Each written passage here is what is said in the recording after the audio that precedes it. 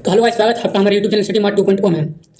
तो आज हम बताने वाले हैं कि जो आईटीआई का न्यू एडमिशन शुरू हुआ था 2025 से 27 के बीच में, उसका काउंसलिंग स्टार्ट हो चुका है। लेकिन नोटिफिकेशन भी आ गया, यहाँ पर देख सकते हैं आप लोग। और नीचे देखेंगे तो इसका डेट भी दिया गया है, टाइम टेबल दे दिया गया पूरा। इसमें से CML rank, combined rank, all candidate in the state, date इसका दिया गया है, देख सकते हैं आप लोग यहाँ पर। देख सकते हैं ऊपर आपको दिया गया है। देखिए यहाँ काउंसलिंग स्टार्ट डेट क्या दिया गया है, 3 जुलाई 2025 दिया गया है। और इसका अंतिम मतलब लास्ट डेट दिया गया है 10 जुलाई 2025। और इसका उसके बाद 13 जुलाई को सीट अलॉटमेंट हो जाएगा। उसके बाद 14 जुलाई को इसका मतलब डॉक्यूमेंट वेरिफिकेशन शुरू हो जाएगा और एडमिशन स्टार्ट हो जाएगा। रिपोर्टिंग टाइम यहाँ दिया गया है, मतलब दे दिया जाएगा उस टाइम पे। इसे क्या बोल रहा है कि department of labour employ training office के department government of Jharkhand that has officially released the online counseling notification of admission into Industrial Training Institute for the academic session 2025-27 candidate we are listed in the official merit list release to will be eligible to participate in the counseling procedure। अब ये हमको कहाँ से login करना है, counselling जो हुआ है कैसे होगा और मतलब इसमें कौन सिलेक्ट होगा, ये डिटेल जानेंगे आज हम। तो ये चल जानते हैं झारखंड ITI काउंसलिंग 2025। तो इसमें से जो कैंडिडेट फॉर्म भरा था और इसमें से होगा क्या कि मतलब 3 या 4 राउंड करके इसमें मतलब निकलता है लिस्ट। उसमें से मतलब जिसका 85 से मतलब प्लस रहता है उसका फर्स्ट लिस्ट में नाम आ जाता है, और बहुत लोग का नाम नहीं आता है, उसका सेकंड या थर्ड लिस्ट में नाम आता है। इसका जिसका 60 से 80 के बीच में रहता है उसका आता है सेकंड लिस्ट में नाम। इसमें लिखा गया है, देखिए eligible candidate can take part in the counselling round based on the merit list release हो चुका है। Seat allotment will be carried out based on the combined merit list. मतलब जो CML रैंक जो है उसी कैटेगरी वाइज बांटा गया है और इसी से मतलब आपका जो अलॉटमेंट लेटर जो निकलेगा इसी हिसाब से तुम्हें निकलेगा।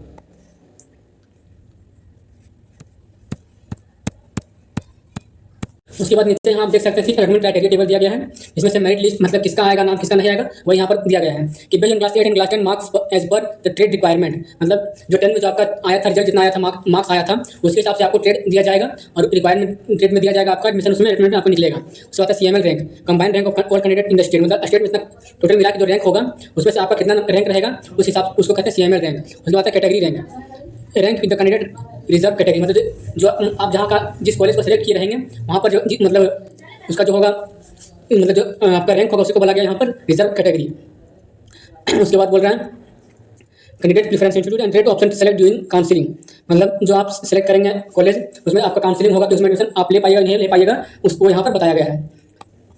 अगला टॉपिक क्या बोल रहे हैं, conducting authority Jharkhand directorate of employ and training admission session क्या है 24-25 है। मोड ऑफ काउंसलिंग का क्या है, ऑनलाइन है। Eligible candidate based on the merit list class 10 और 8 मार्क्स, हमको पहले बता दिया कि क्लास 10 और 8 के मार्क्स पर डिपेंड करेगा कि आप एडमिशन ले पाइएगा नहीं ले पाइएगा। आता है selection criteria CML rank plus category rank preference, मतलब दोनों को मिला करके जो आता है उसी से आपका क्राइटेरिया, मतलब उसी से आपका सीट अलॉटमेंट होगा। अब नंबर ऑफ चूज अलाउड, तो no limit candidate of choose and में ब्रांचेज इंस्टीट्यूट एंड डिसाइड। जब हम लोग फॉर्म भरे थे उस टाइम पर मात्र 5 इंस्टीट्यूट को सेलेक्ट करने दिया जाता था और अभी तो अनलिमिटेड कर दिया है।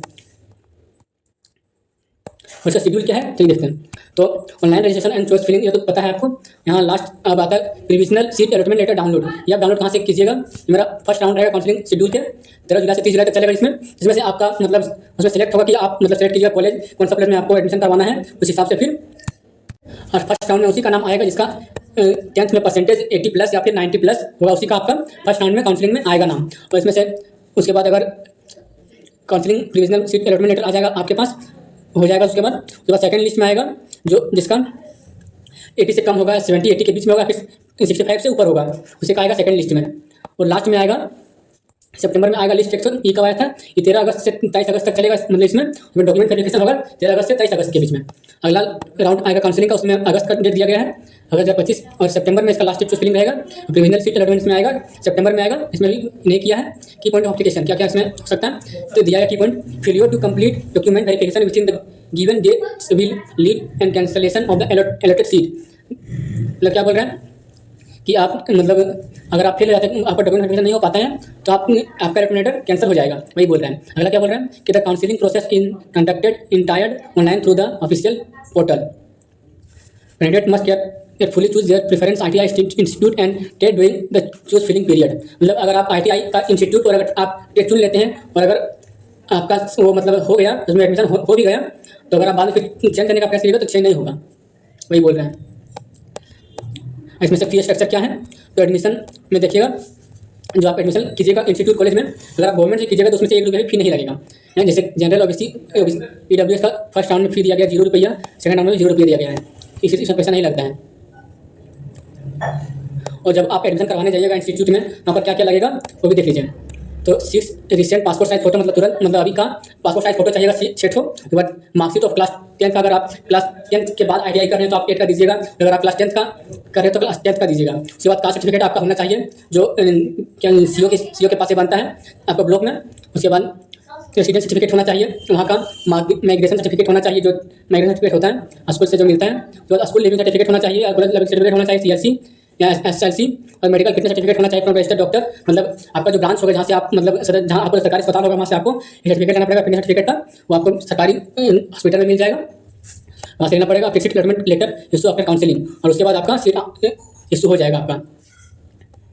नोटिस में इंपॉर्टेंट नोटिस क्या है स्टूडेंट के लिए कि both original and photo copies of all document ready during the admission process, मतलब एडमिशन के समय आप जितना फोटोग्राफ रहेगा, मतलब जितना डॉक्यूमेंट रहेगा सारा का फोटो कॉपीज निकाल लीजिएगा तभी आप दीजिएगा, क्योंकि जो सारा डॉक्यूमेंट होता है वो कॉलेज वाला रख लेता है, जितना ओरिजिनल डॉक्यूमेंट होता है 10th का या फिर 8 का, वो सारा कुछ रख लेता है, सर्टिफिकेट ओरिजिनल सर्टिफिकेट जितना भी होता है सारा रख लेता है। इसलिए वो बोला जाता है कि आप उसका एक फोटो कॉपी निकाल के रख लीजिएगा सारा का, ठीक है करके। और क्या बोला जाता है कि all certificate should be valid and issued by competent authorised, admission will be not be finalised in the any document in missing और फाउंड इनकरेक्ट, इसमें से कोई भी मतलब गलत नहीं होना चाहिए और खोना नहीं चाहिए। Medical fitness mandatory in issue candidate eligible for practical training, मतलब जो मेडिकल सर्टिफिकेट जो होगा उसमें से हमेशा कैंडिडेट का एलिजिबल होना जरूरी रहता है उसमें करने के लिए।